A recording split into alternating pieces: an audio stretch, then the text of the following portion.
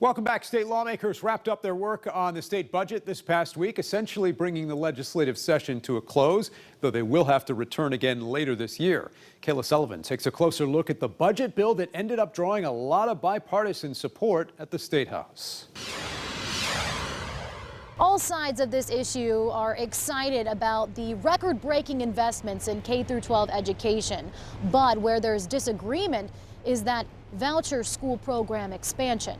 We believe that this is a very good day for Indiana students, our educators, and communities. When Indiana lawmakers found out the state would be getting $2 billion more than expected in revenue last week, the Indiana State Teachers Association demanded it be spent on education.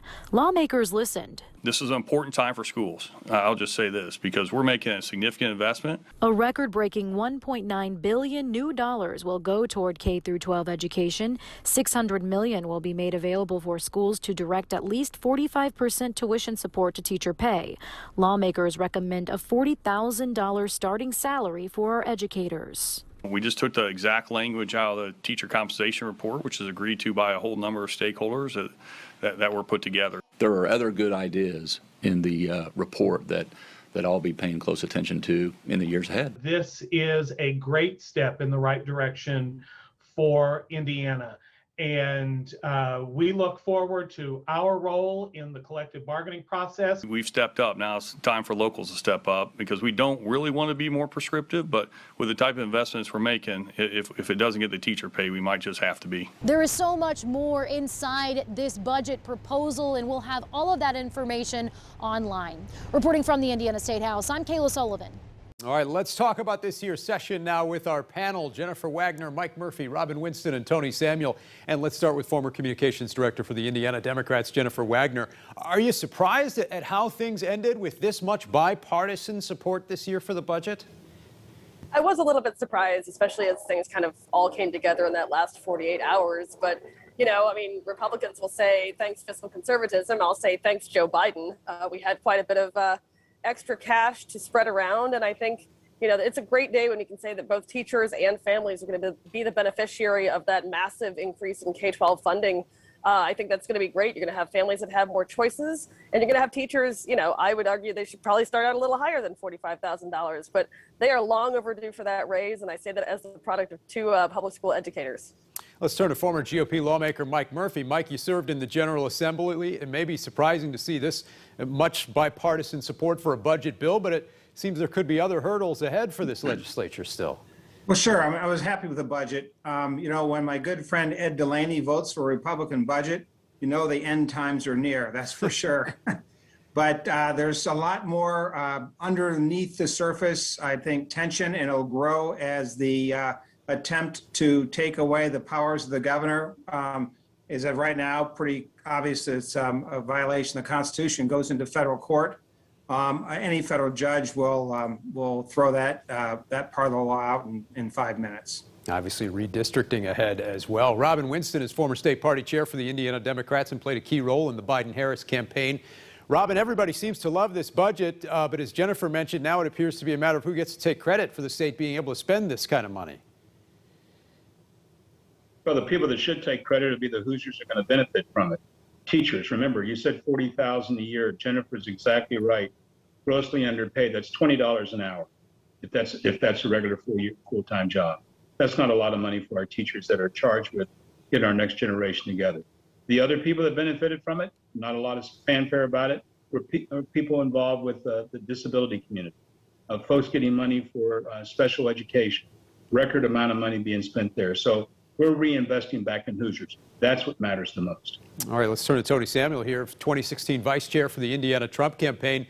We did see right at the end of the session a bill prohibiting vaccine requirements or so-called vaccine passports, also a bill that could limit the powers of local health departments. Mike mentioned some of the bills that could limit the governor's powers here. What stands out to you the most looking back at this session?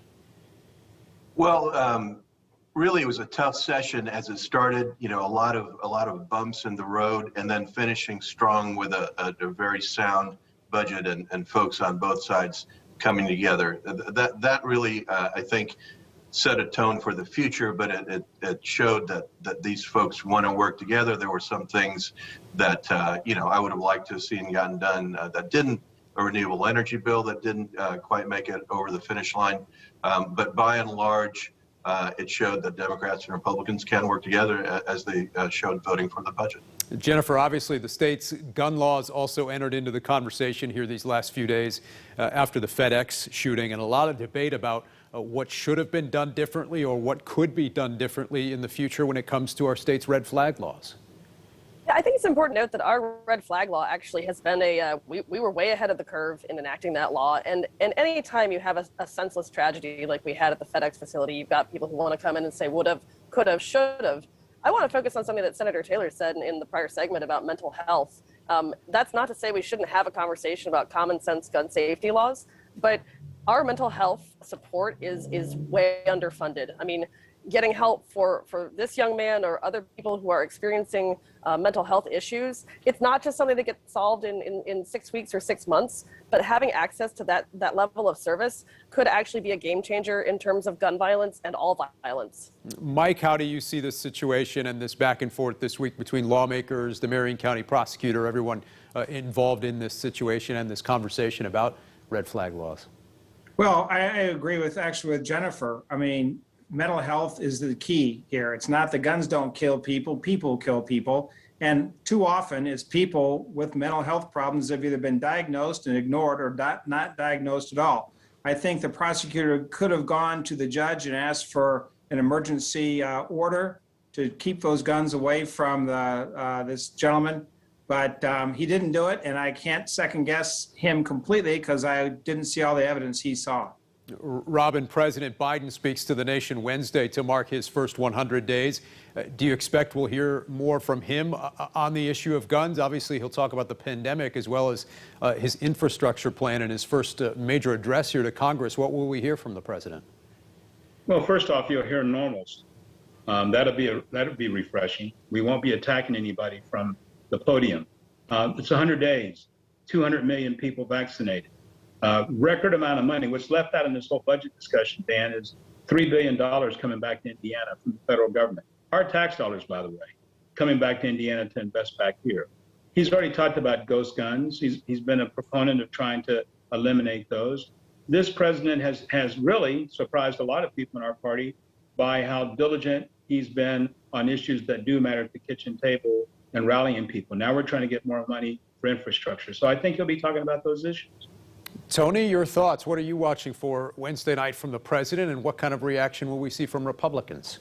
Well, I'm watching for honesty, and saying that, I mean that, it'll be a lot of hyperbole, a lot of rhetoric, but he won't tell you how much he wants to raise your taxes, and he won't with his jobs plan, and he won't tell you how much with his climate change initiatives towards globalization will cost the American taxpayer as they plan on giving billions and billions, hundreds of billions of dollars to other countries. So those are the kinds of things that folks really need to study up on, read between the lines, do the research. There's all kinds of problems at the border that we'll see if he addresses those. Those are caused by his administration because he's reversed a lot of the Trump policies. So there's a lot of issues. He'll make race an issue as he has throughout, and that's a big problem, I think, because they're using it to divide the country. The way they're actually doing it is what's dividing the country. There's more to say on that, and not enough time here. Jennifer, 30 seconds. 30 seconds here. Jennifer, I'll give you the last word. What do you think we'll hear from President Biden Wednesday? Yeah, I think you're gonna have a great change of pace, as Robin said. I think you're gonna see calm, cool, collected leadership, discussion with the infrastructure plan, an update on COVID, where we are and where we go from there. Okay. Thank you all. We'll see you again in a minute here. Coming up next this Sunday in Focus, we're going to talk with IMS President Doug Boles about the decision to invite fans to this year's Indy 500.